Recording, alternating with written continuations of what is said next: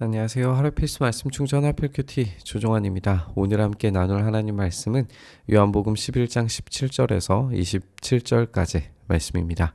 예수님께서 가서 보시니 나사로가 무덤 속에 있은 지가 벌써 나흘이나 되었다라고 이렇게 소개하고 있습니다.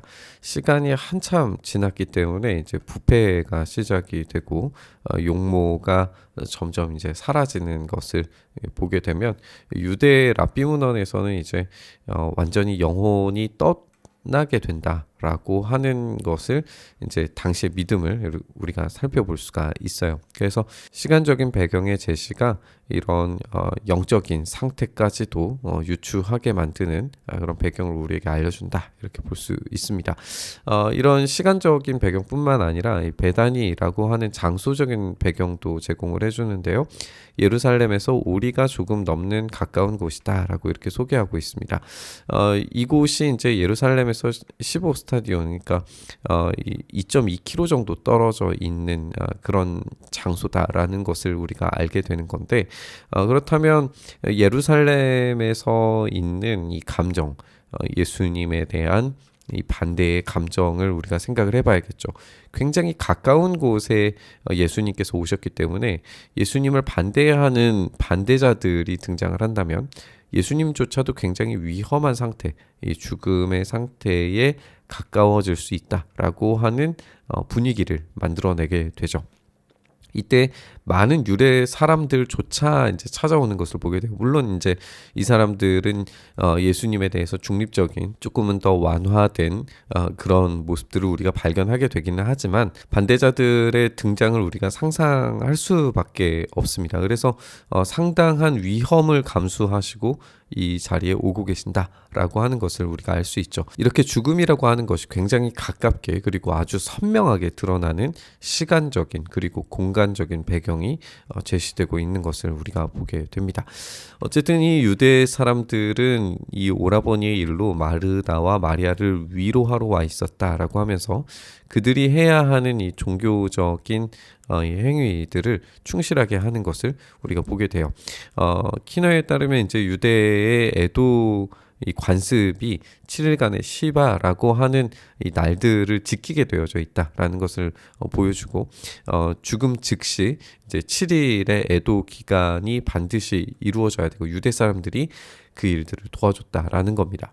예수님께서 오시는 시간 자체가 나흘이기 때문에 이 죽음에서 가장 한복판을 지금 예수님께서 뚫고 들어오신다 라는 것을 알 수가 있죠. 마르다는 예수님께서 오신다는 말을 듣고서 맞으러 나가게 되고 마리아는 집에 있었다라고 이렇게 이야기를 하고 있어요.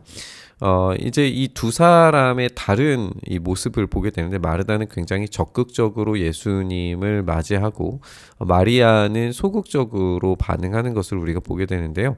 이 두 자매의 이런 다른 성향은 다른 본문들에서도 우리가 참고해서 찾아볼 수 있을 것 같습니다.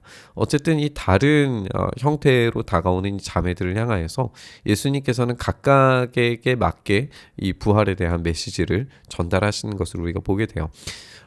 당시에 이제 문화로 보면은 상주들은 집에 머물러 있는 것이 기본적인 예의였습니다. 그렇기 때문에 마르다는 지금 상주로서 이 집안에 있어야 되는 의무를 지금 내려놓고 예수님을 찾아가고 있기 때문에 이 행위 자체는 굉장히 예수님을 존중하는 모습이다라고 그렇게 생각을 할 수가 있어요. 마르다가 예수님께 말하기를 주님이 여기에 계셨더라면 내 오라버니가 죽지 아니하였을 것입니다 라고 이야기합니다. 그러니까 이것은 분명한 확신이 마르다에게 있었다라는 것을 보여주죠. 그러나 이제라도 나는 주님께서 하나님께 구하시는 것은 무엇이나 하나님께서 다 이루어 주실 줄을 압니다 라고 이야기를 하고 있어요. 그러면 이 고백은 과연 부활에 대한 믿음까지 나아가고 있는가라고 생각을 해봐야겠죠. 물론 이제 우리는 답을 알고 있지만 마르다는 지금 이 시점에서 오라버니인 나사로가 부활할 거라고 기대하지는 않습니다. 심지어는 이제 냄새가 너무 많이 나니 가까이 가시지 마십시오라고까지 이야기해요. 그러니까 여기에서 무엇이나 하나님께서 다 이루어 주실 줄 압니다 라고 고백은 하고 있지만 부활에 대해서 확신하지 못하고 있단 말이에요. 그러면 내 오라버니가 죽지 아니하였을 것입니다 라고 하는 이 말과 이 부활에 대한 확신과는 완전히 멀리 있는 고백이다 라는 것을 우리가 알 수 있죠. 그러면 이 확신 있는 이 고침에, 병 고침에 대한 이 확신이라고 하는 것은 예수님께서 여기 계셨어야만 합니다 라고 하는 이 감정적 반응이라고 볼 수 있을 겁니다. 그럼에도 불구하고 이 마르다에게는 분명히 어떠한 종류의 이 믿음이 있어요. 아직 더 깊어지지 못한, 더 깊이 나아가지 못한 이 믿음의 고백이 있는 거죠. 우리는 마르다의 이 오늘의 고백들에서 형식적으로는 굉장히 완성된 문장들을 발견하게 돼요. 그러나 아직 그 내용에 대해서 가득 채워지지 못한 상태다라는 것을 발견하게 될 겁니다. 그러면 이 고백들이 우리에게는 어떻게 사용되고 있는지도 함께 살펴보는 것이 이 본문에서 우리가 묵상해 봐야 될 지점인 것 같아요. 예수님께서는 마르다에게 말씀하시기를 내 오라버니가 다시 살아날 것이다 라고 말씀하세요. 이것은 마르다가 생각하기에도 이 유다에 있었던 이 유대 사람들의 전통에서도 부활에 대한 이 믿음들이 있었거든요. 그래서 마지막 날에 이 부활 때에 다시 살아나리라는 것을 내가 압니다 라고 이야기를 하고 있어요. 그러니까 전통에 대한 답변이에요. 그리고 이것이 틀린 이야기가 아니죠. 우리는 종말의 때에 정말 완성된 부활을 경험하리라는 것을 우리는 믿고 알고 있어요. 그런데 마르다의 이 고백이 한계가 있죠. 왜냐하면 예수님께서는 지금 즉시도 살려주실 수 있거든요.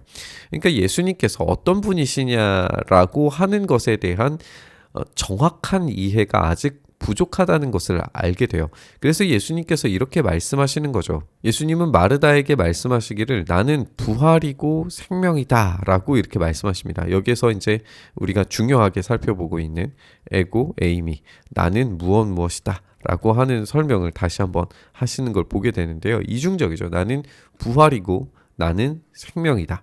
이 두 개는 어떻게 보면 이제 하나일 수 있겠지만 이것을 나란히 놓음으로써 상호 보완적으로 만든다라고 그렇게 볼 수 있을 것 같아요. 나는 부활이다라고 하는 이 메시지는 이 나는 나를 믿는 자는 죽어도 살겠고라고 하는 구절로 이제 해설이 된다라고 카스는 이야기합니다. 그래서 신자가 육체적으로 죽더라도 마지막 날에는 궁극적으로 부활할 것이라고 하는 것을 보여주죠. 그래서 우리가 마르다가 가지고 있는 이 부활 때에 다시 살아나리라 라고 하는 이 고백을 인정해 주시는 것으로 우리가 볼 수 있어요.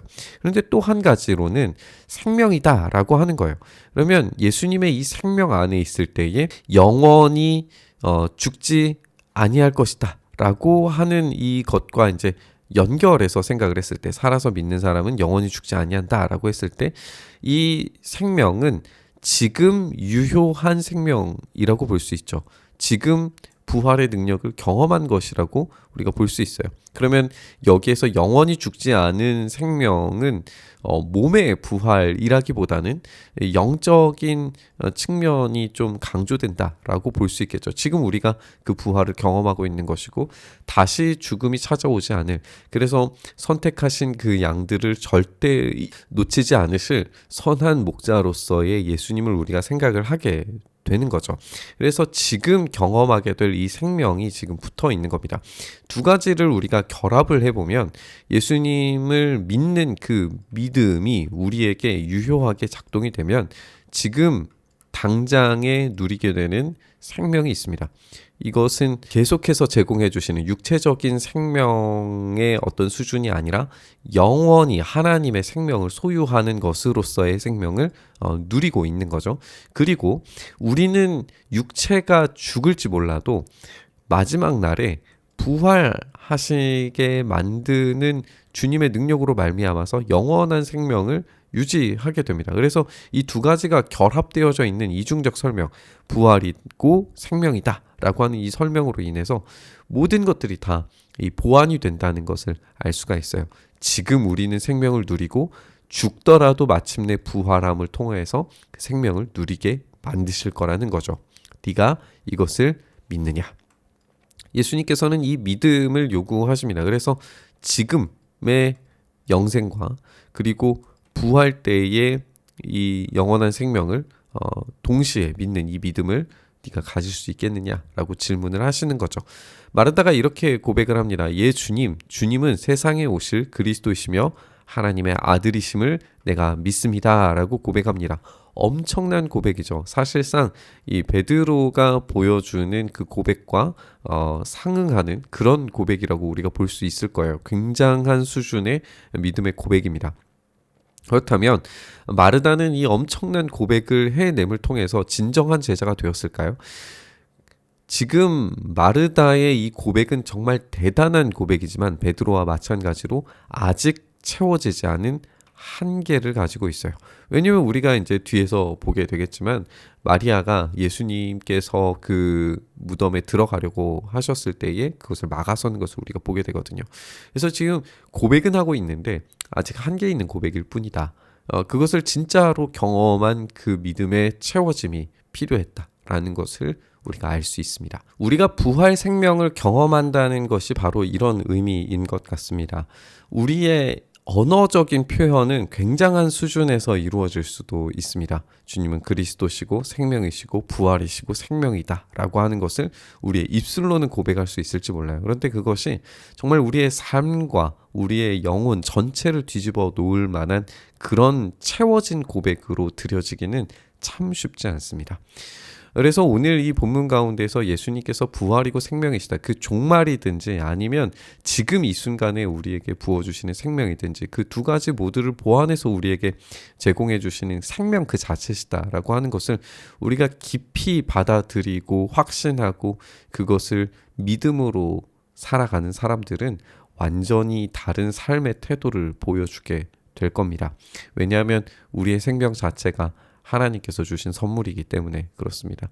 오늘 우리의 고백이 어떠한지 생각해 보게 됩니다. 우리도 마르다처럼 한계 있는 겉껍질만 가진 고백은 아닌지 생각해 보면서 생명이 가득한 고백으로 우리가 살아가기를 간절히 바라며 우리 묵상의 자리로 나아가시죠. 주님, 그렇게 우리가 생명 있는 고백이 가득 채워짐을 경험하길 원합니다. 우리의 삶 오직 주님의 것이오니 주님의 생명으로 부활 생명으로 가득 채워주셔서 우리의 고백들조차도 가득 채워진 생명으로 인해 풍성한 능력을 드러내는 우리의 삶, 우리의 고백 되게 하여 주시옵소서. 그렇게 일하시길 바라며 우리 주님 예수님 이름으로 기도드리옵나이다. 아멘.